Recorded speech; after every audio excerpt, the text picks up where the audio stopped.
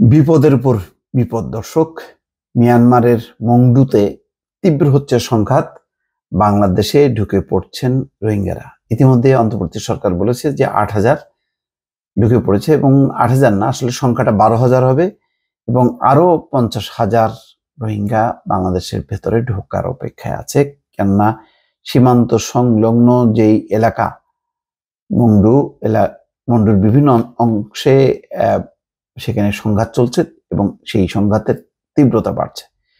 আর রোহিঙ্গারা সরকারি বাহিনীর পক্ষ নেয় আরাকান আর্মি, যাদের এখন মোটামুটি আধিপত্য, সেই আরাকান আর্মির টার্গেটে পরিণত হয়েছে রোহিঙ্গারা। ফলে দ্বিতীয় দফায় আবার রোহিঙ্গার ঢল নামার একটি সংখ্যা তৈরি হয়েছে দর্শক। টেকনাফ থেকে আব্দুল কুদ্দুস ও গিয়াসউদ্দিন প্রথম আলোতে এই খবরটি দিয়েছে। সেখানে বলা হচ্ছে, মিয়ানমারের রাখাইন রাজ্যের মংডু টাউনশিপ এলাকায় সরকারি বাহিনীর সঙ্গে আরাকান আর্মির সংঘাত আরো তীব্র হয়েছে।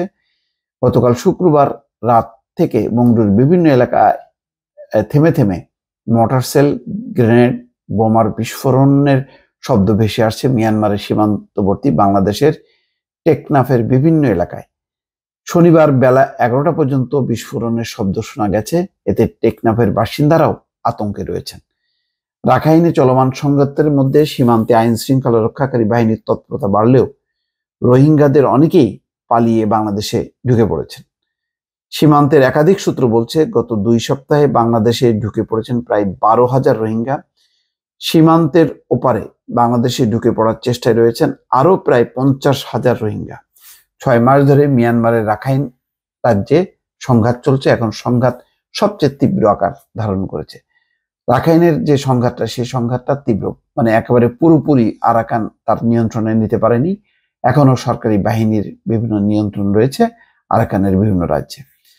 টেকনাফ পৌরসভার কাউন্সিলর আরাফা বেগম জানান, ওপারে মর্টার সেল ও শক্তিশালী গ্রেনেড বোমার বিস্ফোরণে এপারের ঘরবাড়ি কাঁপছে। বিস্ফোরণের শব্দ শুনে মনে হয় বসত ঘরের চালার উপর বোমা এসে পড়ছে।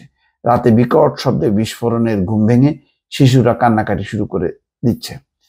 উখিয়া উপজেলার পালংখালী ইউনিয়ন পরিষদের চেয়ারম্যান গফরুদ্দিন চৌধুরী বলেন, বিজিবি ও কোস্ট গার্ড বাহিনীর চোখ ফাঁকি দিয়ে এরই মধ্যে অনেক রোহিঙ্গা বাংলাদেশে ঢুকে পড়েছেন। বাংলাদেশে ঢুকে পড়ার জন্য রাখাইন রাজ্যের বিভিন্ন পয়েন্টে কয়েক হাজার রোহিঙ্গা জড়ো হয়ে রয়েছেন।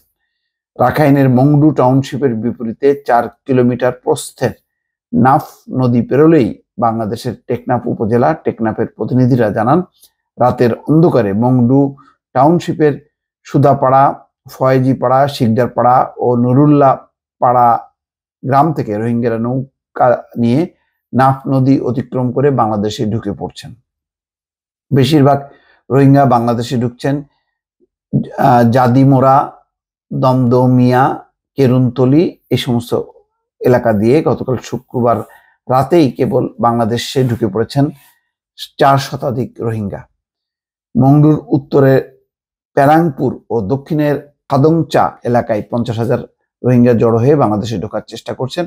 রাখাইনে চলমান সংঘাতে সম্প্রতি তারা ঘরবাড়ি থেকে উচ্ছেদ হয়েছেন। এখন প্রশ্ন হলো যে, এই রাখাইন সমস্যার সমাধানের কথা চীন জোরে সোরে বলেছে। এখন অন্তর্বর্তী সরকারের কাছেও তারা প্রতিশ্রুতি দিয়েছে যে তারা রোহিঙ্গা সংকটের সমাধান করবে। কিন্তু কবে, কিভাবে? যেহেতু সংঘাত সেখানে থামছে না, তাহলে এই সংকটের সমাধান কি হবে? এর উত্তর কি আসলে অন্তর্বর্তী সরকারের কারো কাছে জানা আছে? আমার মনে হয় নেই। এবং চীনও এখন এই পরিস্থিতিতে যে কোনো সমাধান করতে পারবে না, এটা নিশ্চিত। তার মানেই হচ্ছে রোহিঙ্গাদের চাপ আরো বাংলাদেশে বাড়বে, এবং মার্কিন যুক্তরাষ্ট্র প্রধানত তারা তাদেরকে খাওয়াবে, পড়াবে, এবং এই রোহিঙ্গাদের কারণে বাংলাদেশের অভ্যন্তরে যেই নানা রকম আইন শৃঙ্খলা পরিস্থিতির অবনতি সহ নানা অসামাজিক কর্মকাণ্ড, সেগুলি বাড়তেই থাকবে। দর্শক ভালো থাকবেন। আল্লাহ হাফেজ।